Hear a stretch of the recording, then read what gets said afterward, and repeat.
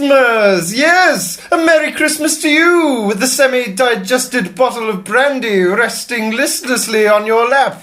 And to you there in the corner underneath the mistletoe, facing the wall with your arms wrapped around yourself, fondling your own back in a mock snog. Merry Christmas. And to all you paper hat wearing, carol singing, cracker pulling sons of the guns of Navarone, Merry Christmas.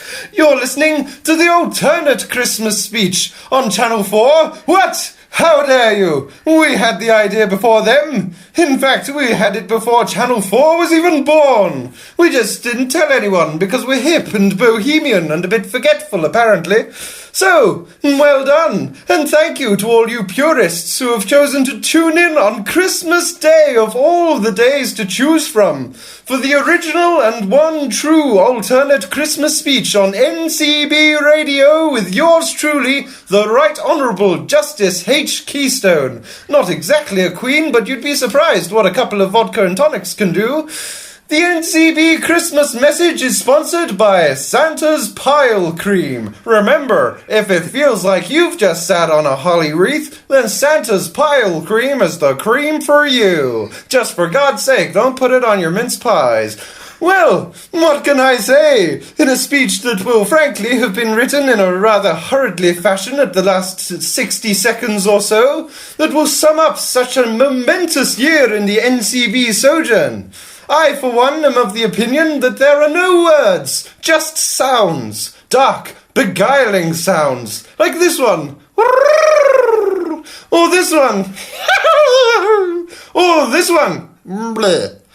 But after speaking to the management, they've assured me that for the sake of their somewhat already weakened hearts, there do exist words out there on the periphery of my conscience, words suitable for such a grand occasion as this, and that perhaps I might indulge in a little soul-searching in an attempt to uncover them. So I performed a full-body cavity search on my soul, and I found a certain amount of misplaced and a couple of repressed items from over the years, a few rainy days from 1952, a rusty trampoline, several stray cats, and these words: bouffant, sedimentary, Luxembourg. Oh, but enough of this fool-tommery. If you really want to know my genuine thoughts on the innermost variety, well, it's been quite unique, hasn't it? You know, some years tend to blur a little, sometimes even as you're still experiencing them. But this year, this was one of those out-of-the-sky blue, out-of-far-out left field, out of sight, out on the tiles and generally outstanding kind of years, wasn't it? It would be a cliché to say that we've had some ups and downs, so let's just leave it unsaid for the time being and focus instead on the fact that we had occasion to dick about in a shed for a year. Sure, we had to endure some management talk and endless business stratagems, but in that shed we talked about movies and cars and love and poetry and, my God, then there was the music!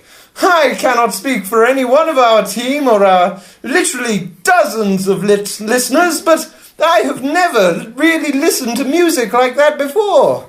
Like a listener, I suppose you might say. It was all wonderful, wasn't it? The rock, the alternative rock, the indie, the soul, the reggae, the dubstep, the folk, the northern soul, the pop, the Irish folk, the rap, the hip-hop, the classical, the trance, the punk, the folk, the jazz, the swing, the stuff that was a ridiculous conglomeration of any of them. It all surpassed every expectation that I had, but then I rather expected it to. But enough of this soppy, gushing stuff. Honestly, the last time I had anything this soppy and gushing, I had to see a doctor about it. And, after all, the whole station may still be pretty underground, but at least we've moved above our situation, as it were, to what I like to call the land of milk and honey, but what everyone else knows as the old Connections building in the town. It's something of a milestone for us all, I can tell you, and just in time for the new year. Yes, it's nearly upon us, so, as well as the chance to make up our minds as to what our resolutions will be. Okay, now I would never presume to tell you your own aspirations, but Mine will be to attain a gorgeous little strumpet with nice tits and who has a lax attitude to the concept of boundaries, for tax purposes, you understand. And to endeavour to make my own little part of NCB Radio, the part that I have no control over, to be the best that it possibly can be. Now go on, you little scamp, run along. Go on, get out of here and don't look back. But not yet, because I haven't finished. All right, let's talk about Christmas. I love it, you love it, your mum, even she loves it. But that's really neither here nor there. I was talking about Christmas. You see, in all the excitement of presents and amazing television and leaping lords and everything, it can be easy to forget what Christmas is all about. Chocolate! Ha! I made a joke. Now, you don't get that with the Queen's speech, do you? I, for one, wish that it were the case. It would be good to see her actual personality shine through a bit. Not many people get to know that side of her. Of course, I was fortunate to know her during her AWOL years, 1968 to 1975. Yes, during those years, the woman that many people believed to be the Queen was in fact a Springer Spaniel in a wig. Oh, don't get me wrong, she did a jolly good job, and, how could she possibly not, what with all the training she had? In fact, there is a slight tell. If you watch the annual speeches from those years, you will clearly see that the Queen is chewing on a small rubber squeaky bone-shaped toy throughout. And, if I remember correctly, I do believe that there exists some footage of her chasing a white cat across the stage at a Royal Variety performance, yipping incessantly as Freddie Starr looks on in terrified amazement.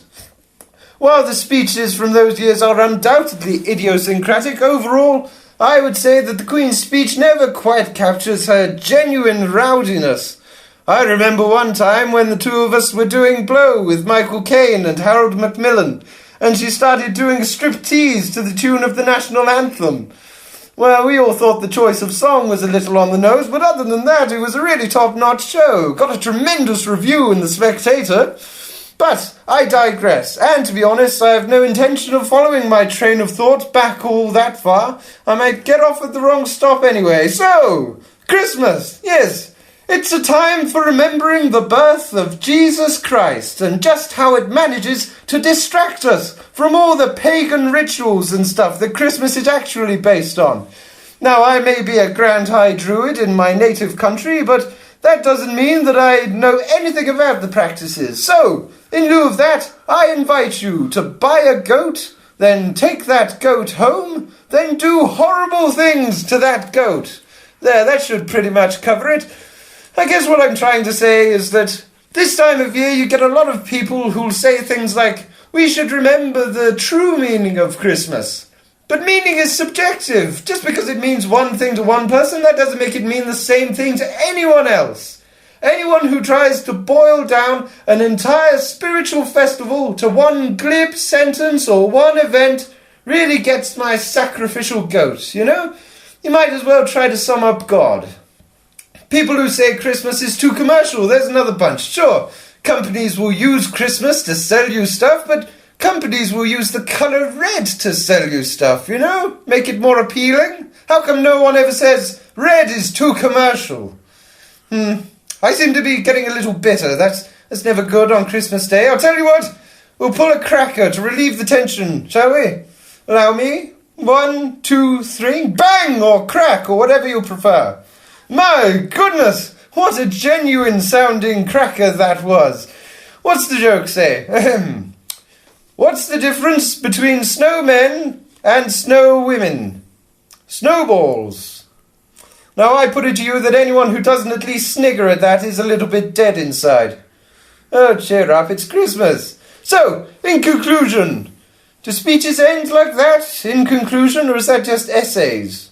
I haven't made a speech in years, and even that was just to get a 15% discount at W.H. Smith's. Worked, though. I got a bath set. It was rubbish. In conclusion, Christmas, good. Pagans, good. Bad jokes, good. The Queen, the real one that I just made up, good. The whole shebang. It's all good. Merry Christmas.